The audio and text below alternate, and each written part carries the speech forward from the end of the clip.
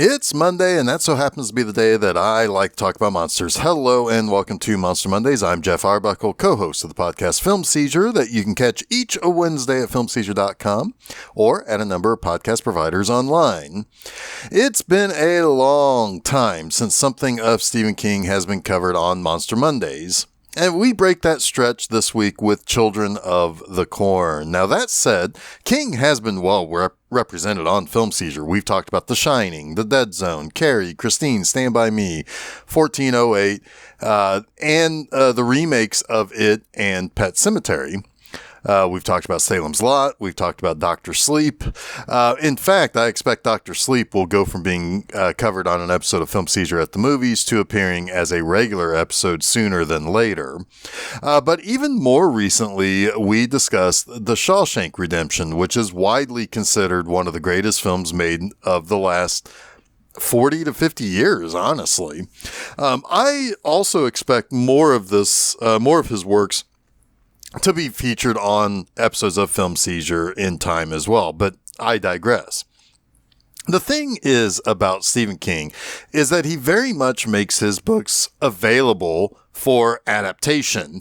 That doesn't guarantee that he'll like your adaptation, but he will sell you those rights nonetheless.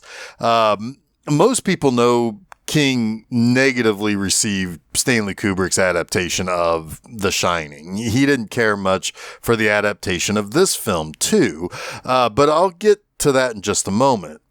I think it's also well known that King adaptations can be extremely hit or miss, and I would argue that there are some excellent adaptations like Carrie, the original Salem's Lot, The Shining, The Dead Zone, Christine. And there are also some not so good ones like Dreamcatcher. Most people don't like The Night Flyer, even though I have a soft spot for it. Thinner is kind of hit or miss with some people. I think more people think of that one as something more of a kind of silly adaptation, if they like it at all. There's also The Mangler, The Lawnmower Man, and so on.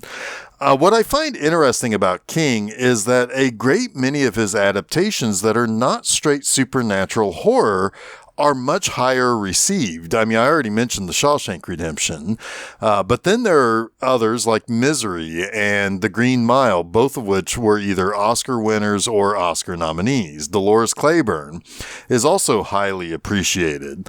I wonder if perhaps his horror writing makes it a little bit more difficult to adapt based on his style of writing, while his more thriller or dramatic writing is maybe a little bit easier to translate to screen. So to find out, I did ask my two co-hosts of Film Seizure, Jason Oliver and Chuck Moore, both avid readers of King, for their take on this. And they basically said what I figured might be the case. Chuck offered up that King is an excellent character creator, and many filmmakers adapting him kind of whiff on characters and focus more on the monster or the supernatural aspect. On the other hand, the dramas are heavy on excellent dialogue and often have a narrator relaying the harder things to adapt, like incidental stuff and internal thoughts and struggles. Jason not only agreed with Chuck, but also believes that many King adaptations come from shorter stories and novellas, and to make a full film, there's a lot of added padding that doesn't quite work out with what King is originally presenting. Plus, he added that throughout history, you're not really getting top-tier horror people adapting King's work. So when King is not involved in the adaptation, it just ultimately comes down to lesser horror or journeyman directors and writers trying to adapt something they don't fully understand. But he did add that the guys who best adapt King stuff are already master storytellers on the same level as that source creator. So these are people like Brian De Palma, Stanley Kubrick, John Carpenter, George Romero, and then of course David Cronenberg. Those are the historical people who've done really well with King stuff. But then more recently you have people like Mike Flanagan, who really understands horror as a concept and is therefore much better to adapt King's works than that. But speaking of his adaptations, let's talk real quick about Children of the Corn, ostensibly what you planned on hearing the most about when you clicked play on this episode. Now, originally, King submitted his own script for this movie based on his 1977 short story. This was after he sold the rights to Hal Roach Studios. However, the execs at Hal Roach opted to not use his script. Instead, they asked George Goldsmith to come in and rewrite the script, turned in by King. And Goldsmith said that the first 35 pages of the King script were simply our two main characters, Bert and Vicky, played by Peter Horton of 30-something fame, and later in the 80s, as far as that one is concerned, and Linda Hamilton of the Terminator fame. And they're just arguing with each other in the car. Instead, he shifted the focus to characters he created, two children, siblings named Job and Sarah. The two writers didn't care much for the other's script. King thought Goldsmith didn't understand horror. Goldsmith thought that King didn't understand what was a better way to present material in a visual way. Specifically, he felt King didn't understand a film's audience's external visual experience as opposed to a book or a short story's internalized visualization of plot and character development. Now, Goldsmith would go on later to say that King was still gracious with him, but that was probably a lot of just how do you talk about not really getting along with their ideas kind of conflicting when Goldsmith was interviewed. But reviews were less than kind to the movie, but while it didn't blow down any doors at theaters with its box office take, it would go on to become quite popular on TV, particularly on cable. It was popular enough to spawn a series of direct-to-video sequels in the 90s and beyond. No fooling, there are 8 sequels to this movie, each one is probably not as good as the one before it. Hell, more recently, there was a remake in 2009 and a reboot that didn't see full release until 2023, making the series a full 11 films, which is as many as there have been solo Jason movies in the Friday the 13th franchise. It's a franchise that I'm pretty sure no one likes, but they keep trying, so I guess that's something. But as for this 1984 beginning of the entire franchise, we start in Gatlin, Nebraska, 3 years in the past during a terrible corn drought. A kid named Job narrates talking about being the only kid in church that morning. He and his father went to church, but his mother and sister Sarah stayed home because Sarah was sick with a high fever. It's not really exactly well explained, but that fever is ultimately, I think, the emergence of her kind of clairvoyant power that we'll talk a little bit about later. But the rest of the kids were in the cornfield with a kid named Isaac Kroner, seen generally as a kid that Job's father does not like. He doesn't really elaborate on it, but he just gets a bad feeling from the kid. As the post-church crowd go to the local cafe, drink their coffee, have their lunch and everything, it's discovered that the children of the town have poisoned the coffee. And for those who are not drinking the coffee, those adults are brutally murdered with tools used for farming corn. The kids killed all the adults in Gatlin because they spread out from that cafe to get anybody who wasn't there. We hear on the phone with Job and Sarah's father that the kid's mother was killed by people who have burst into their house. But Job says that it was around that same time that Sarah began drawing eerie pictures that depicted various scenes of children farming the cornfields, and it's generally thought of as clairvoyant images that she draws. Now, in the present, we meet Vicky and Bert, a couple on their way to Seattle. Their cross-country drive takes them through Gatlin. Now, Bert has recently become a doctor and headed to Seattle for an internship. This couple aren't exactly in the most tip-top shape. Vicky would like to get married, but Bert resists the notion.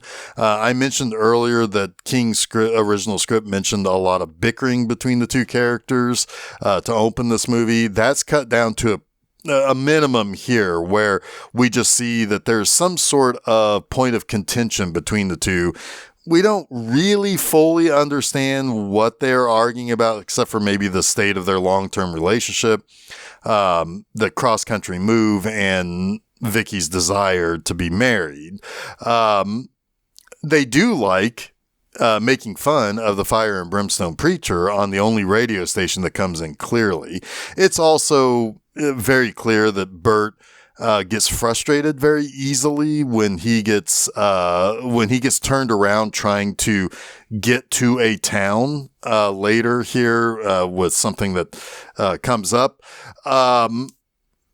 He has kind of a hair thin kind of temper, if you will, and that create some points of contention as well with the couple. But back in Gatlin, a town there are plenty of signs for on the roads, but no indication of its existence on Bert's map. There is a kid who plans on escaping the town, but only promises to return to save Job and Sarah, saying he can't take them with him, that he'll never make it with them in tow. But as he escapes through the cornfield, he is attacked by one of the other kids. And the kid trying to escape then stumbles onto the road, and the couple, Bert and Vicky, hits him with their car, and Bert discovers that the kid's throat was actually slashed, and he was already basically dead, even if he wasn't hit by a car going about 60 miles per hour on this abandoned road. While investigating, Bert finds the kid's suitcase in the corn with blood all over it, and the leaves around it. When they open that suitcase later, they just find simple kind of kid stuff. Most notably, there is camping equipment and stuff to kind of build a shelter or build a fire around.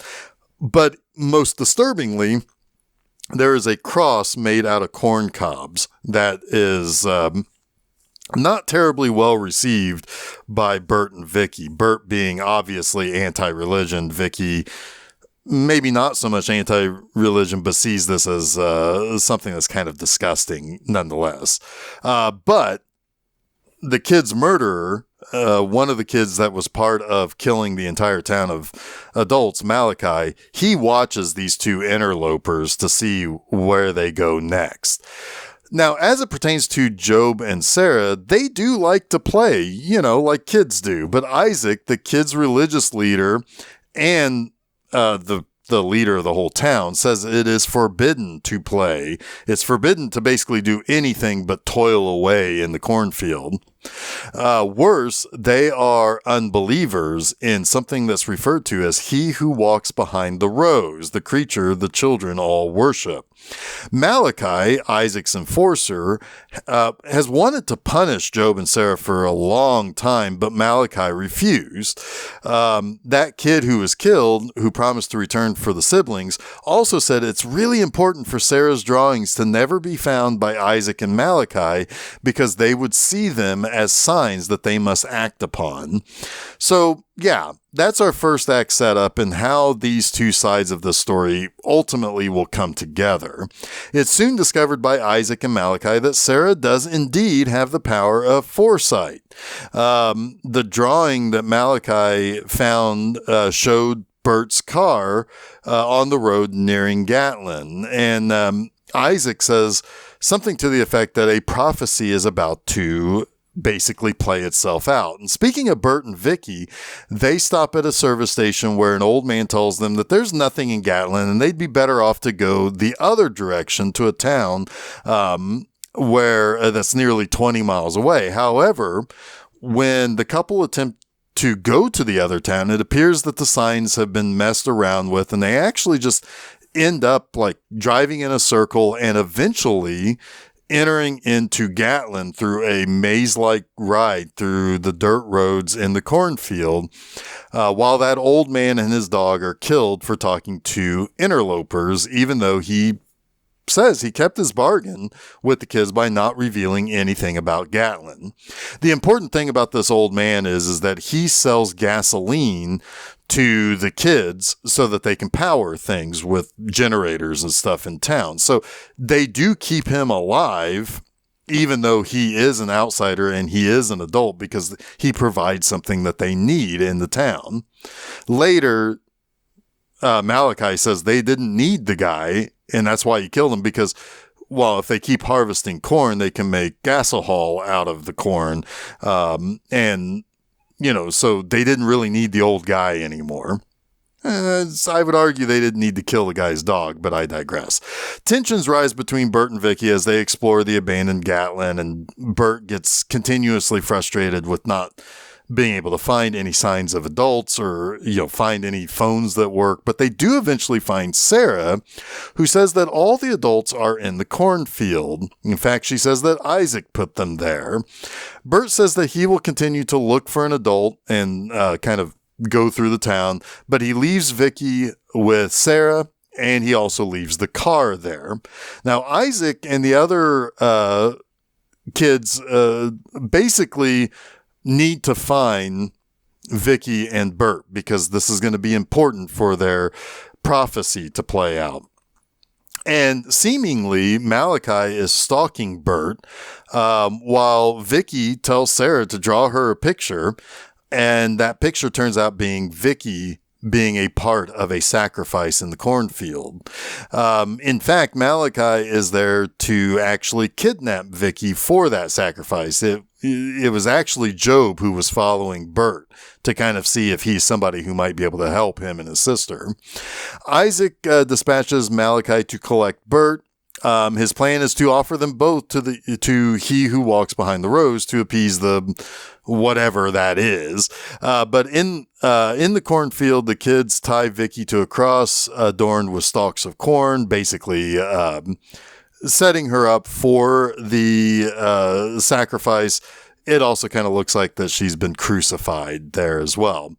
Now, Bert finds a church where a girl named Rachel is performing a ritual that will lead to a former child of the town being sent to quote-unquote him, because he has now turned 19. Basically, nobody in this town survives past their 19th birthday.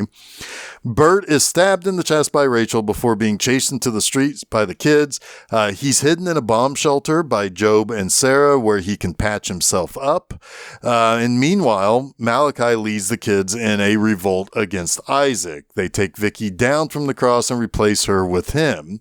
Malachi figures that they can use Vicky to lure Bert out. And after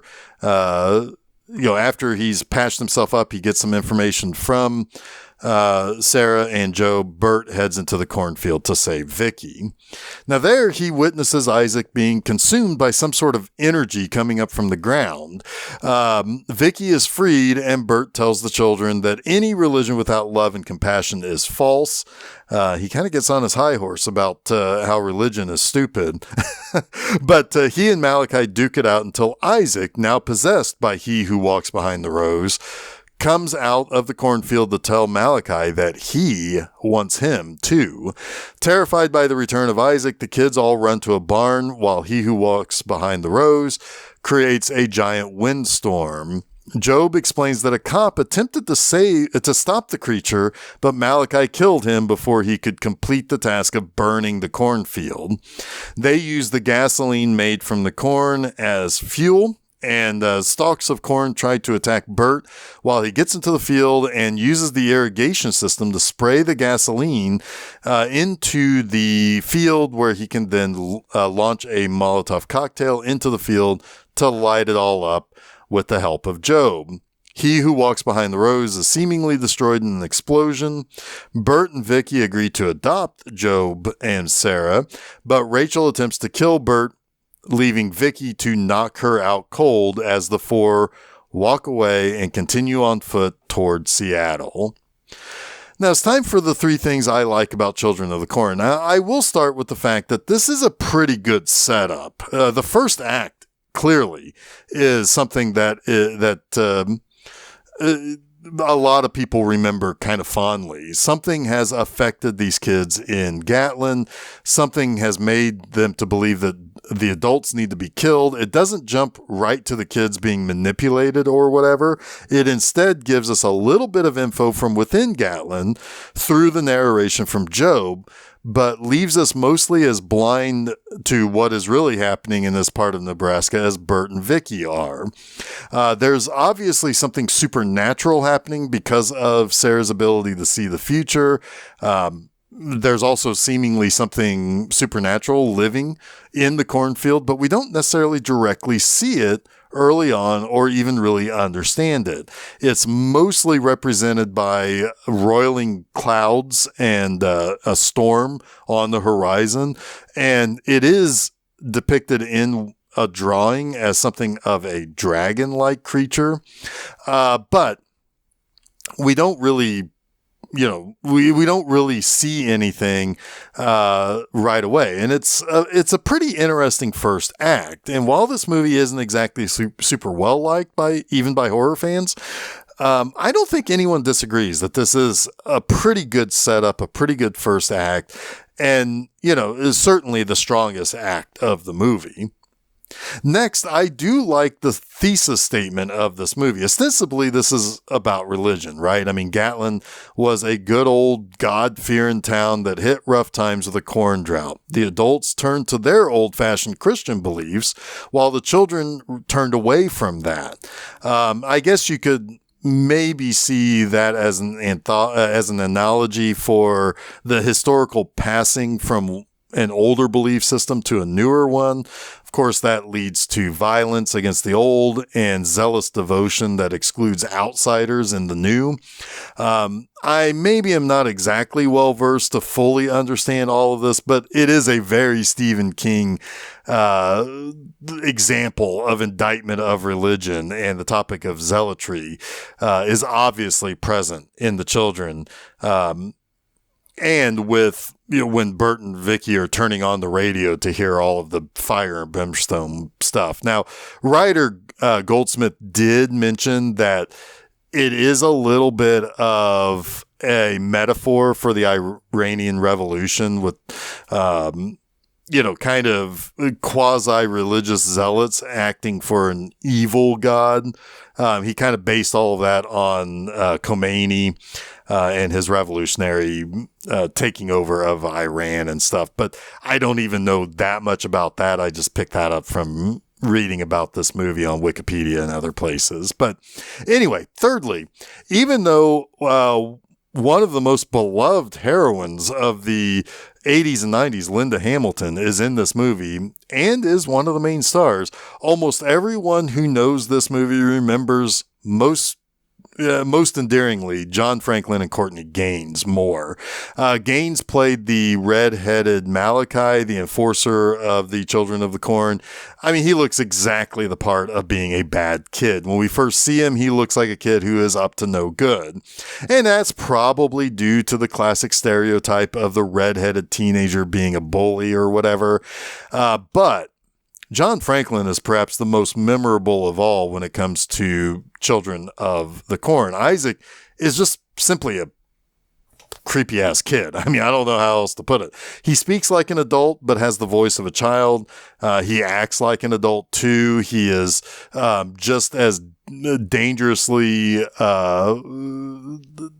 spouting out rhetoric like a televangelist or that fire and brimstone preacher that was heard on the radio. I mean, he's totally twisted in his faith in He Who Walks Behind the Rose. Franklin would later reprise the role of Isaac 15 years later in the 6th film in the series. However, this isn't even the only thing he's known for. He played Cousin It in the 2 Addams Family movies in the 90s, and this was due to his short stature. But later on in his life, he became a high school teacher, but returned to acting and writing a little bit later on, about 10 years ago or so. Still, there's good casting. And then there's Courtney Gaines and John Franklin being casted for Children of the Corn. I mean, there's good casting, and then there's great casting. They are two who most definitely will forever be remembered for these two creepy kids and a pretty popular movie for how often they got airplay on TV and how often younger kids probably saw this movie when they were probably too young to do so. But anyway, that wraps up this week's Monster Mondays. You can catch new episodes of Monster Mondays each Monday at filmseizure.com. Don't forget to follow Film Seizure at Facebook, Threads, Instagram, and Blue Sky. You can also subscribe to Film Seizure to get both the Film Seizure Podcast and Monster Mondays at your favorite podcast providers, as well as YouTube. You can also check out my website, bmovieenema.com, to read new reviews every Friday morning. Next time, we satisfy our sweet tooth in the most satanic way possible as we snack on the devil's candy. Until next week, stay spooky.